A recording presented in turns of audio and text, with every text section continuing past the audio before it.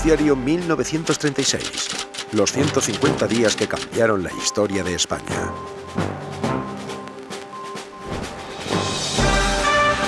Noticiario independiente de la tarde. Desde nuestros estudios de la calle Antonio Maura de Madrid.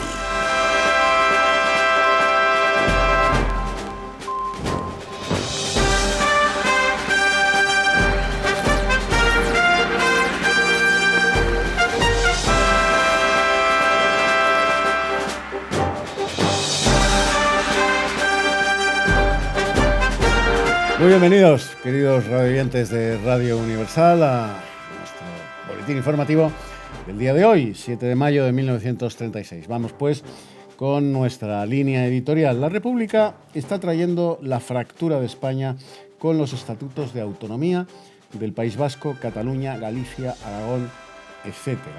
Ahora solicitan la implantación del bilingüismo en Cataluña, en Galicia, en Valencia, en Mallorca y en Baskonia. En octubre de 1934 ya proclamó su independencia Cataluña, pero la acción decidida del general Domingo Batet lo impidió.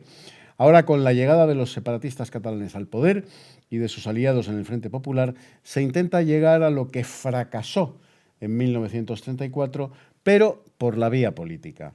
La implantación del bilingüismo es un paso más en esta táctica independentista del separatismo catalán. Y vamos ya con nuestra primera noticia publicitaria en Radio Universal antes de abrir la página de Información Nacional. Conservas Rivas, sardinas, anchoas, atún, salmón, berberechos, calamares. Productos pescados en la mejor época del año. Las frescas conservas Rivas son inconfundibles por su sabor. En aceite, al limón, trufadas. Pruébelas, siempre exquisitas. Sabor de mar. Cupón para el recetario gratis. Vamos pues con esa página de Información Nacional que va siempre después, como saben ustedes, de nuestra primera noticia publicitaria. El bilingüismo en las escuelas. En el Ministerio de Instrucción Pública estuvieron distintas comisiones de diputados y representantes corporativos de Galicia, Valencia, Mallorca y Baskonia. El objeto de la visita fue solicitar que el decreto poniendo en vigor en las mencionadas 4 regiones españolas el régimen de bilingüismo escolar se publique cuanto antes. El ministro prometió a los visitantes que el decreto lo firmará don Manuel Azaña, con lo que dio a entender que quedará refrendado por el Gobierno antes de la elección del presidente de la Segunda República. El Frente Popular no hará pública oficialmente hasta mañana la candidatura para la presidencia de la República, aunque ya es sabido que presentarán a don Manuel Azaña. Y tenemos noticia precisamente de lo que probablemente hará la CEDA. La CEDA, la Confederación Española de Derechas Autónomas, votará probablemente en blanco. Mañana se reunirá la minoría popular agraria para acordar su actitud ante la próxima elección presidencial. El criterio dominante en los diputados de la CEDA es que deben concurrir al acto de la elección y votar en blanco. No formarán parte de la comisión de etiqueta que ha de acompañar al nuevo presidente de la Segunda República. El Estatuto Vasco, a última hora de la tarde, se celebró una larga entrevista. El vocal del Tribunal de Garantías Constitucionales y los diputados nacionalistas vascos, señores Irujo y Aguirre, fueron los asistentes a esta entrevista. Parece ser que en esta entrevista se trató de la acción parlamentaria que conjuntamente han de desarrollar los nacionalistas vascos y la Esquerra durante la discusión del Estatuto del País Vasco.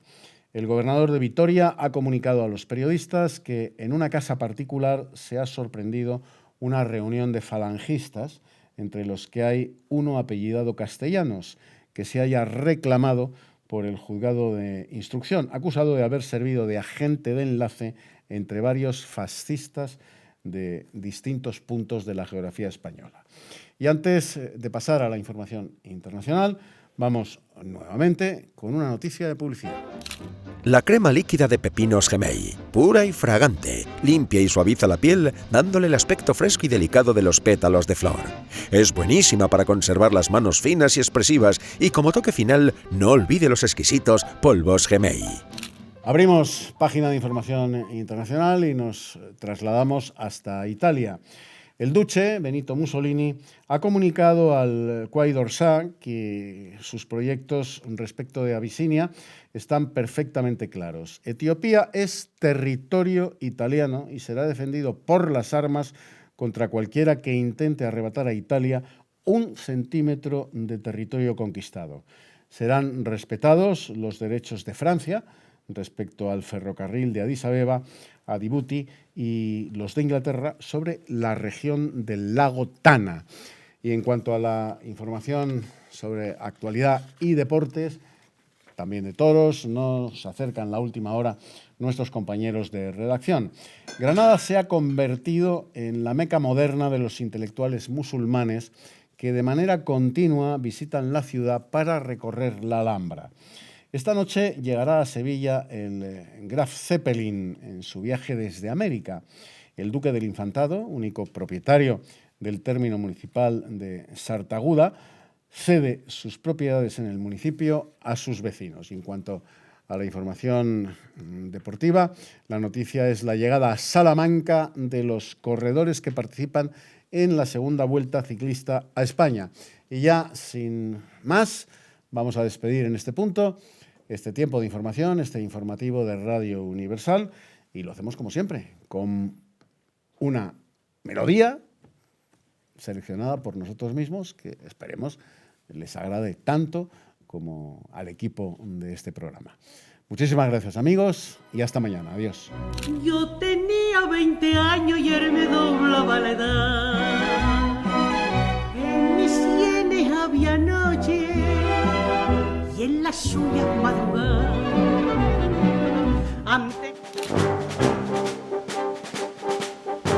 Bueno, pues nuevamente atravesamos la dimensión tiempo. Lo hacemos todos los días, el noticiario 1936, y en la ocasión de hoy nos hemos trasladado desde el 7 de mayo de 1936 al 7 de mayo de 2019.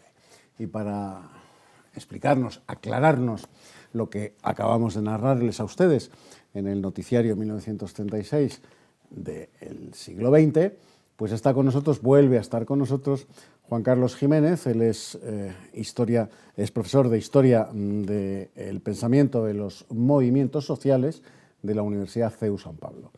Muy bienvenido, Juan Carlos. Muchísimas gracias. Un placer estar contigo otra vez. Es un placer para mí. Vamos a ver, Juan Carlos, ¿cuándo empezó la demanda del bilingüismo en las escuelas españolas? Bueno, en realidad es una demanda, digamos, histórica de todo el movimiento de reivindicación cultural, de la lengua, etcétera. Pero el momento donde se concreta básicamente es a partir del año 31, cuando la República establece el principio de autonomía, que en principio debía ser compatible con el otro principio estructural de la Constitución del 31, que es el de Estado integral de España, ¿no? Y la posibilidad de ampliar las autonomías, evidentemente los partidos nacionalistas lo que quieren es estructurarlo sobre la base de la lengua, para que la lengua sea ese elemento que articule el sentimiento nacional y que permita que a través de la educación se pueda fomentar un sentimiento más patriótico nacionalista. Entonces es en la República donde ya se empiezan a establecer los primeros elementos de bilingüismo y de reivindicación del bilingüismo en las escuelas. Sobre todo en Cataluña es el elemento esencial, porque en el País Vasco, digamos, el euskera es mucho menos conocido. En Galicia también las reivindicaciones son menores, pero en Cataluña desde el principio es absolutamente claro. Y la República acepta el bilingüismo. La diferencia o la dificultad es establecer en qué proporciones tiene que ir el elemento bilingüe, ¿no? En el primer estatuto lo que se establece es que los niños van a aprender castellano a partir de los 9 años y que la educación infantil, lo que antes era el párvulos, debía ser en catalán, y ya a partir de los años 8 o 9 años se iba a aprender ya el castellano. Pero básicamente la reivindicación esencial es que es un antecedente de la inmersión lingüística, es el primer antecedente de la inmersión lingüística, un poco moderado luego por el gobierno de la República. ¿Por qué la CEDA, Juan Carlos, por qué la CEDA vota en blanco en la elección de Azaña para la presidencia de la República, la jefatura del Estado? Bueno, aquí tenemos que ver que Azaña va a sustituir a Alcalá Zamora. Y Alcalá Zamora ha sido el presidente de la República que no ha permitido que en el año 33, cuando gana la CEDA las elecciones, pase al gobierno, ¿no? Entonces la CEDA siempre tiene hacia Alcalá Zamora una especie de, bien, es próximo porque no es una hazaña, no es una persona que esté ideológicamente tan alejada de la CEDA, pero no es de los nuestros. Y encima no ha permitido que nosotros, ganando las elecciones, lleguemos al gobierno. Y además lo ha hecho sobre la base de que si nos recompensa como deberíamos haber sido recompensados después de haber ganado las elecciones, pues le van a tachar de que es un presidente proclive al fascismo, etc. Entonces, la CEDA siempre tiene ese resquemor hacia la figura de Alcalá Zamora y una dificultad de relación entre Gil Robles y Alcalá Zamora muy importante, ¿no? Y cuando le llega la oportunidad, después de cuando, en el 36, cuando se plantea la presidencia de la República de Azaña, pues evidentemente la CEDA dice, este es el momento de quitarnos a Alcalá Zamora y ya veremos qué se hace con Azaña. Pero es, digamos, una especie de elemento entre político y en muchos casos también un elemento personal de rechazo a la figura de Alcalá Zamora. Resquemor personal. De hecho, en los diarios de Alcalá Zamora lo dice de una forma muy sentida. Dice, ¿por qué votaron en contra mía los de la CEDA? No me apoyaron, porque no me sentían su presidente. Y es porque Alcalá Zamora siempre tuvo la idea de que la CEDA no era exactamente compatible con la República. En su idea de los republicanos, claro, la CEDA no se había manifestado claramente en favor de la República, y siempre tenía la idea de que la CEDA no era un partido fiable en términos de ortodoxia republicana. Vemos, Juan Carlos Jiménez, vemos que se siguen reuniendo varios ciudadanos siendo detenidos por ser falangistas. Pero ¿la falange ya está ilegalizada? ¿Cómo se propicia este tipo de actuación? ¿Era legal detener a los falangistas? Bueno, vamos a ver, el Falange es ilegalizada en marzo del año 36. Y la cúpula de Falange es apresada y, por ejemplo, José Antonio Primo de Rivera es acusado de tenencia ilícita de armas, ¿no? Luego el Tribunal Supremo, en junio, revoca la sentencia de ilegalización de Falange y en su sentencia dice que el pensamiento de Falange puede ser mejor o peor, pero es legítimo dentro del marco de la Constitución republicana. Sin embargo, los presos de Falange, sobre todo José Antonio Primo de Rivera, se mantiene en la cárcel por la acusación de tenencia ilícita de armas, ¿no?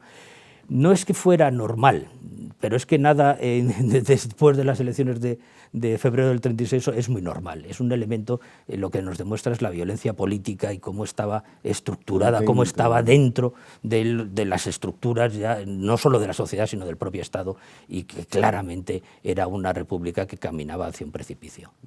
Los falangistas eran un objetivo prioritario de este tipo de redadas. Después de tener unos muy malos resultados en febrero del 36, Falange también entra en una vorágine y en una disolución de su parte más política, y ahí las facciones más violentas se imponen.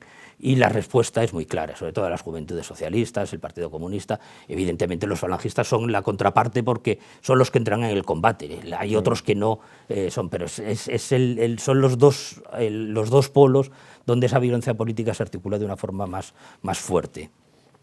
Para finalizar, vemos que pues existe una especie de coordinación entre Esquerra y el Partido Nacionalista Vasco para las votaciones del Estatuto Vasco. ¿Tienen intereses comunes? Tienen dos intereses comunes, básicamente. Uno, sobre todo, el principio de autonomía se tiene que concretar en un estatuto. Y la tramitación del Estatuto Vasco es bastante compleja, porque parte desde el año 31 de una propuesta bastante extraña del PNV, que era una especie de casi de república confesional, aparte dentro de una estructura de república casi federal. Era una cosa bastante extraña, ¿no? Y evidentemente eso le hace chocar con el gobierno de la República. Y luego también en la tramitación, tanto en Navarra como Álava, se muestran contrarios porque están dominados por los tradicionalistas y se muestran contrarios al PNV. Entonces el estatuto tiene una vida realmente complicada. ¿Y qué es lo que hace Esquerra? Dos cosas. Una, modera en gran medida ese estatuto para que pueda integrarse dentro de la República y en segundo lugar lo que va tirando del PNV es arrastrándole hacia los partidos de izquierda que son los que le van a reconocer la autonomía, para conformar un bloque y sobre todo apartarlos de los partidos tradicionalistas.